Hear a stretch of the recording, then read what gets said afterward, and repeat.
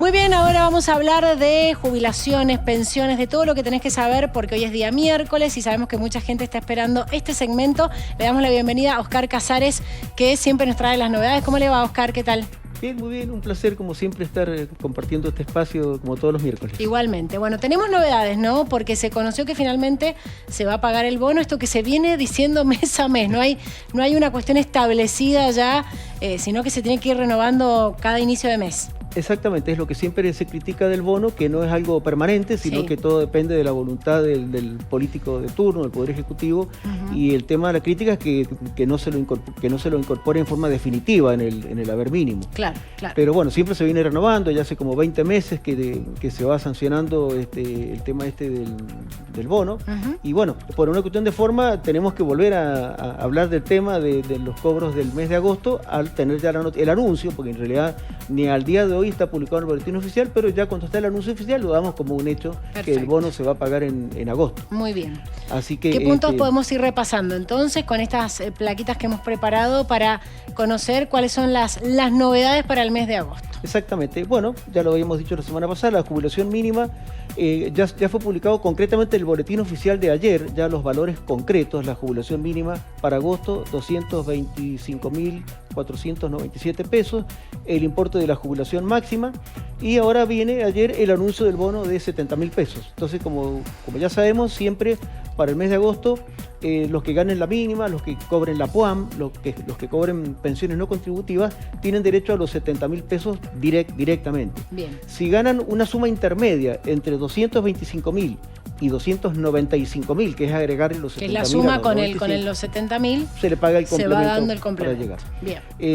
Bueno, con respecto a esto siempre, y esta manera de hacer los números están para que se los presente de distintas maneras, porque si el bono lo tenemos como incorporado en la mínima, porque de hecho ya se viene percibiendo hace 21 meses, entonces ya está muy arraigada la costumbre de cobrar un bono.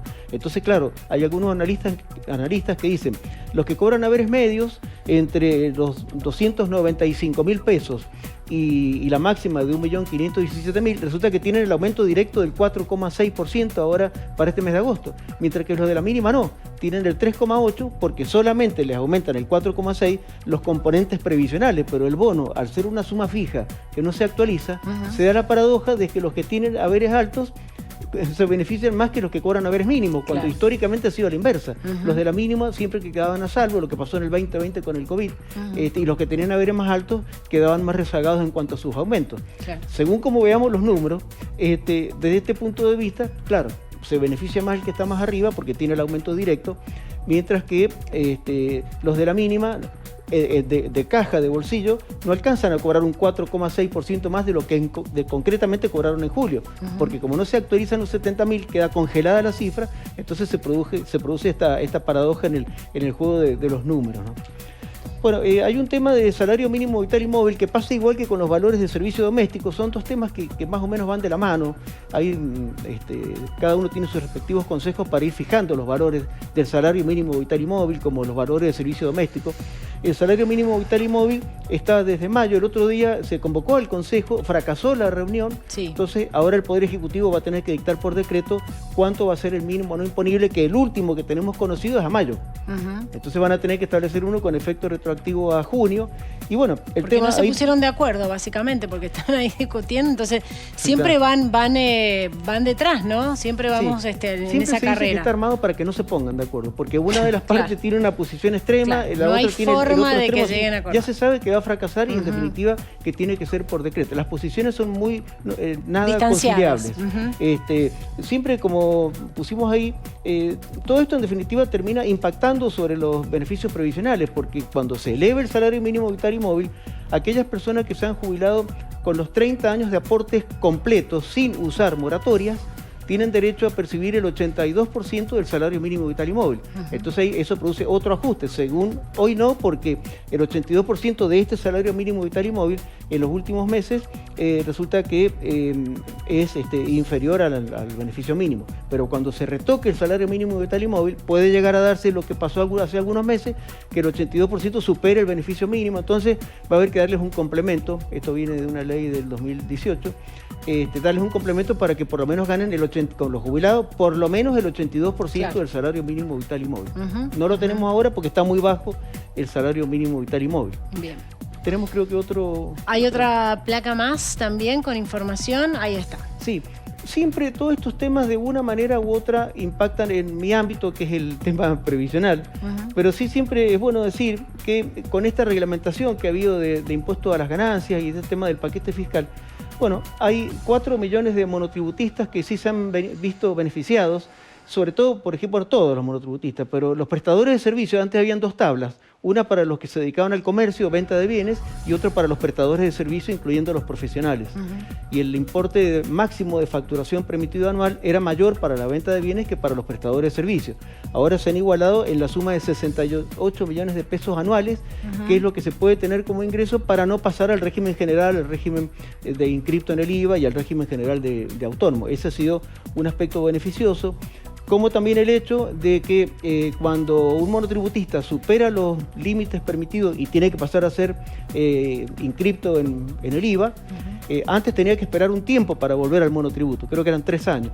Ahora, de inmediato, si se da la situación inversa, que bajan su nivel, puede volver al monotributo. Tiene que ver obviamente con la inestabilidad del país, que a veces te puede ir bien y después te puede ir muy mal. Por supuesto, por supuesto. Bien, también el impuesto a las ganancias para los autónomos, que siempre se decía que eran los rezagados, porque los trabajadores en relación de dependencia tienen mínimo no imponible, deducción especial más alto que el pobre trabajador autónomo, que siempre es víctima de todas las situaciones impositivas y económicas. Entonces, bueno, ahora se han modificado porque antes tenían un mínimo de 400.000 pesos para mínimo no imponible de ganancias, ahora pasó a ser más alto para los solteros de 1.159.000, 1.646.000 para los casados. Se ha mejorado la situación impositiva del autónomo, que estaba en desventaja siempre con el trabajador en relación de dependencia. Bien. Y eso de que el autónomo está en desventaja con respecto al que está en relación de dependencia tiene mucho que ver con esta frase, que es una consulta remanida que me hacen en mi estudio, y los temas por los cuales la gente más se fastidia es por la respuesta que uno da a este tema. ¿Por qué los autónomos cobran la mínima?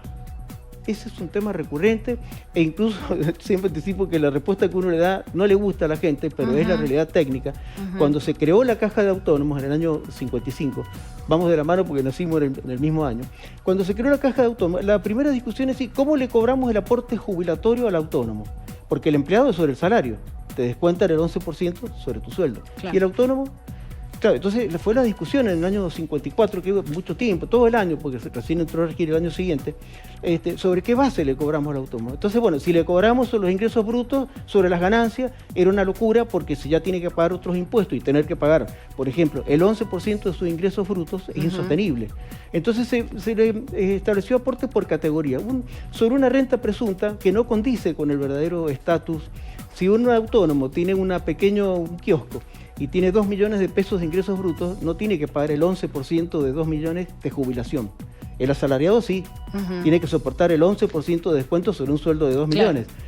Aporta el monotributo, entonces a la hora de jubilarte te toman no los 2 millones de tus ingresos, sino el ingreso presunto, que es como si fueran 200.000 pesos tu ingreso por todo concepto, ficticio, para hacerte pagar el monotributo. Claro. Entonces a la hora de la jubilación vas a la mínima. Pasa con los monotributistas, pasa con los con los empresarios, con los directores de sociedades anónimas. La respuesta que no quieren escuchar, que usted le tiene que dar siempre. Claro, lo que pasa es que es cierto, hay otras cosas que no son equitativas porque están todos los meses pagando el 931, que generalmente es una cosa que, bueno, causa mucho sacrificio económico. El costo de pagar las leyes sociales de los empleados. Y resulta que estoy pagando para mantener mi empresa, y cuando llega la hora de pensar en lo mío, resulta que me dan esta explicación que yo estoy dando ahora y me termino jubilando con la mínima. Se jubila mejor el empleado del empresario que el propio empresario, que va a la mínima, y el empleado, depende de los salarios, puede tener jubilaciones superiores a la mínima. Sí, se entiende. Y nos queda la última, ahí el último punto, Oscar, pago de sentencias judiciales es lo que dice. Este tal vez, en mi opinión, sería el tema más interesante de lo bien, que bien breve, que ya estamos terminando. Bien previsional, claro. Sí, bueno, el tema es que esto todavía está en veremos, porque la ANSES ha hecho el anuncio que primero las personas que van teniendo sentencias firmes le van a modificar rápidamente el haber mensual y van a dejar pendiente el pago de los retroactivos. En eso tenemos información todavía un poco confusa, no está claro el panorama. No se sabe si es que la van a pagar de inmediato la modificación en el haber mensual o dentro de los 120 días hábiles que tienen para pagar la sentencia. Entonces estamos llenos de dudas, todavía esto no lo tenemos claro. Lo tengo que decir porque este tema sí es bien de mi materia. Perfecto. Y está dando vueltas y necesitamos más precisión. Perfecto. Bueno, la consulta que teníamos la vamos a dejar para nuestro próximo encuentro, no? el miércoles que viene. Le agradecemos, Oscar, por la presencia como siempre. Mucha gente esperando obviamente este segmento. Que tenga buena semana. Muchas gracias, igualmente un placer. Igualmente. Hacemos una pausa, no te vayas porque nos queda más Viva la Mañana.